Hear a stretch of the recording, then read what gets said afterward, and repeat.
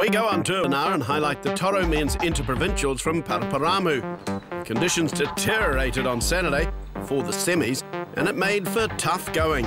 For Toro, the sponsorship of the national tournament is a natural fit. There's an affinity, I suppose, for a top product, for a top competition, and we like to be seen out there to be really pushing the envelope in regards to innovative product.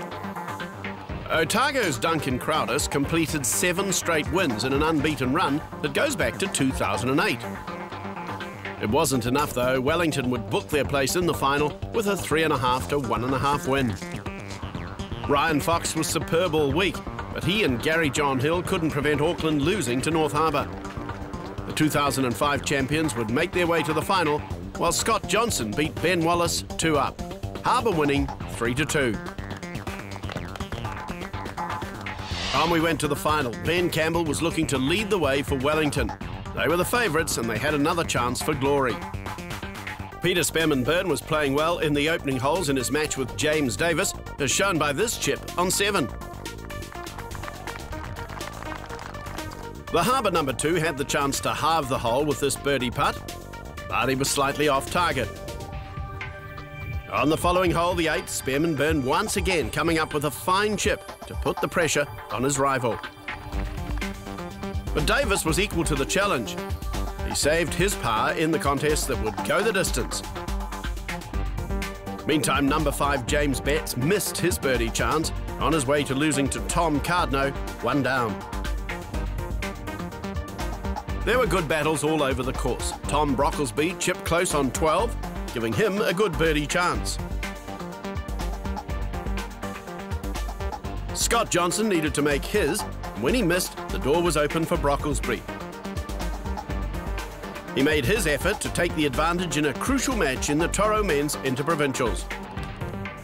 The Harbour captain was in trouble on 16, despite this superb putt off the slope to right alongside the hole.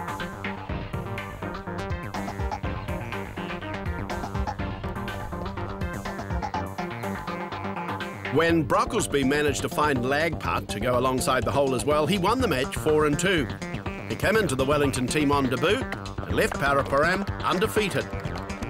I was obviously very, very happy, especially the final. I felt like I really stepped up. Stepped up and just played probably my best match I've ever played ever. So, well, what can I say? It's just great. North Harbour needed to respond, and Cameron Jones played superb links golf to stay in his match with the Wellington captain, Adam Church. Church had this putt downhill at the par 3 16th. It would miss, the deciding matches going down to the last. The Peter Spearman-Byrne Davis match was attracting a good crowd on the 16th tee, and he didn't disappoint with a fine tee shot to that notorious par 3.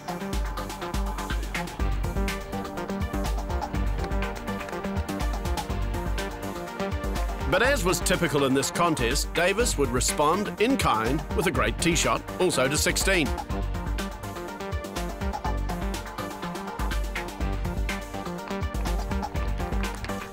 The match was hanging in the balance. Spearman-Byrne now had the chance to take the ascendancy.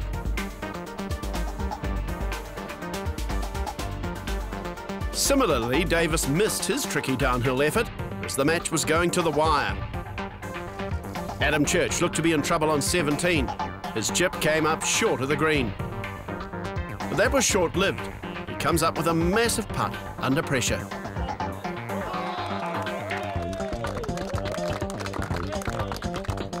Rattled by Church's effort, Cameron Jones misses his par chance. And Church is now 1-up down the last. Davis was fighting to stay alive in his match with Spearman-Byrne, but he chipped it close on 17.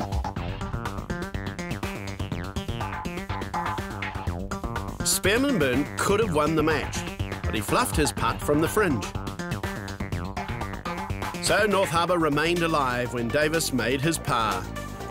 Spearman-Byrne 1-up down the last.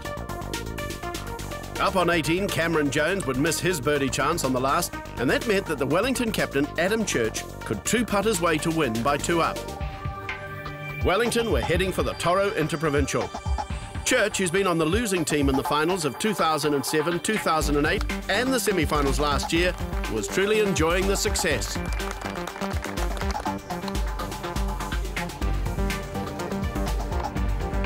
If there was any doubt then, well, Peter Spearman-Byrne put the title beyond reach. He would finish off his match in style with a great chip on 18. A big play from the Wellington number 2. So James Davis needed to make this birdie to keep North Harbour in the match. With that, Wellington would become the most successful province in the 60-year history of the Interprovincials after winning the final on home turf 4-1. For captain Adam Church, it was a long time coming. We've been so close, but not quite got there. It's really, really good to finally get over the line. It's the first time in 10 years that Wellington had won the Toro Interprovincial and moves them 1 win ahead of Auckland in the all-time wins. Just having the spectators out, supporting us obviously, and that's really just a great feeling, you know.